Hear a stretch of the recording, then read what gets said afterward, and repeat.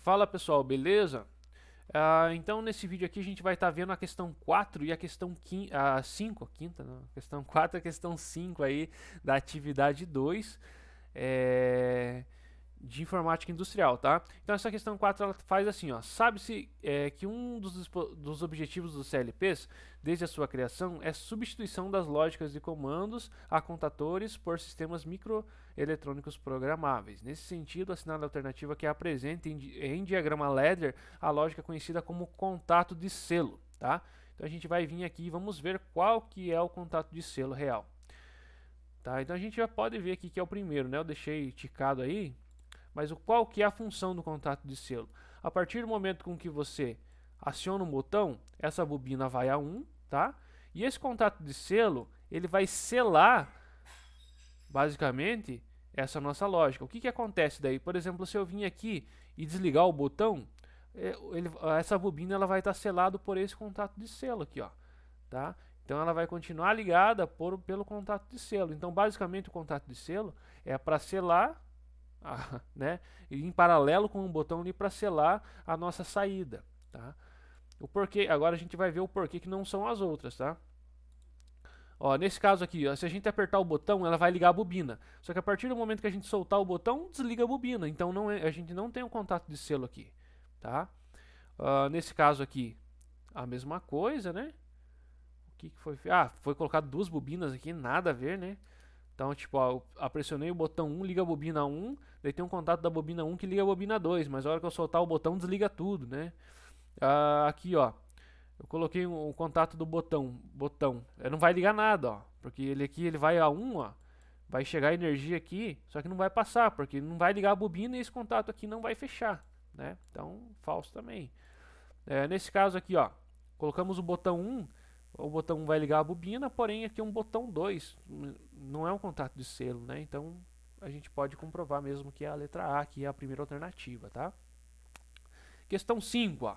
Na figura, apresenta-se uma programação em linguagem ladder. Analise o programa a seguir. Então, o que vai acontecer aqui, pessoal? Ó, eu tenho um botão, que eu vou clicar no botão, eu vou acionar essa bobina e vai ter um contato de selo da bobina. Ó. Então, apertei o botão, soltei o botão aqui, ele vai a 0, né? Vai ficar selado aqui, ó. Então esse cara ele vai acionar esse tom, né? Através desse botão aqui, dessa entrada, né? Vai acionar esse tom que está declarado aqui corretamente, tá? Então a declaração do tempo ali é t, hashtag, a quantidade de segundos e a variável segundos, tá? Então ele vai contar 5 segundos, vai acionar essa saída, fim. Esse fim vai abrir aqui, vai desligar a bobina 1, tá? Então basicamente é isso que vai acontecer. Então aqui ele fala, ó, se o botão 1 for desacionado, o programa apresentará não desligar o timer após seu estouro. O que ele está querendo dizer? Que se a gente desligar o botão 1, esse timer aqui ele não vai desligar, ele vai ficar ligado infinitamente, tá? É bem complexo explicar para vocês assim. Com isso, eu fiz a programação para vocês aqui no software, tá? Vamos simular aqui então para ver, ó. Se eu apertar o botão e deixar ele ligado, ó, fiquem prestando atenção aqui no nosso tom, ó. Ele vai ficar contando infinitamente, ó. Ele não vai desligar, ó. Você viu que ele deu um acionado ali, mas ele continua ligado, ó. Tá? Mas vamos seguir o que o exercício ele pedia, né? Ele fala que se eu desligar esse botão, o nosso tom ele vai continuar ligado infinitamente. Só que a gente está vendo que não. Se o botão ficar ligado, esse temporizador ele vai ficar ligado infinitamente. Vamos desligar para a gente ver, ó. Ligamos, desliguei. Ó, ele vai contar o tempo, ó, 3, 4, 5. Ó, ele acionou, desligou e desligou. Então, se a gente desligar o botão, ele não vai ficar ligado infinitamente, tá? Então, essa é essa primeira aí a gente pode dizer que é falsa, tá? 2. O programa apresenta erro de compilação devido ao tipo de variável declarada na entrada PT do timer, que é esse T hashtag 5S. A gente viu lá na simulação que eu coloquei exatamente do mesmo jeito e ele rodou, ele não deu erro, tá? Então a gente pode anotar ela como falsa. 3. A abertura do contato fim, tá? Que é esse de cima aqui, ó. Aciona a bobina M1, gerando o acionamento do timer. Mentira, né?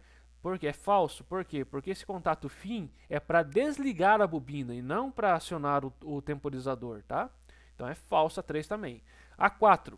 Ao receber um valor true na porta IN do tom, ele gera um sinal baixo até o fim da contagem de 5 milissegundos. Mentira, porque ele só vai acionar um valor a hora que ele contar o tempo, tá? A hora que ele contar os 5 segundos, ele manda um sinal, ok?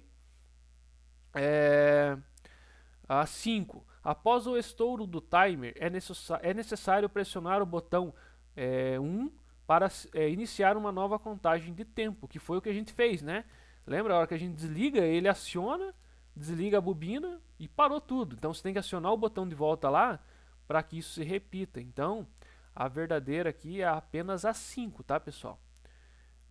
Eu fiquei em dúvida, na verdade, dessa 1 aqui, mas por isso daí depois de eu simular lá eu consegui entender melhor, porque eles dificultaram bastante aqui, eles colocaram um monte de, de palavras aqui que acaba confundindo, tá? Então apenas a 5 aqui realmente é a verdadeira, tá, pessoal? Então qualquer dúvida, chama aí no WhatsApp, que tá no link aí embaixo, né? E a gente vai se conversando. Até os próximos vídeos.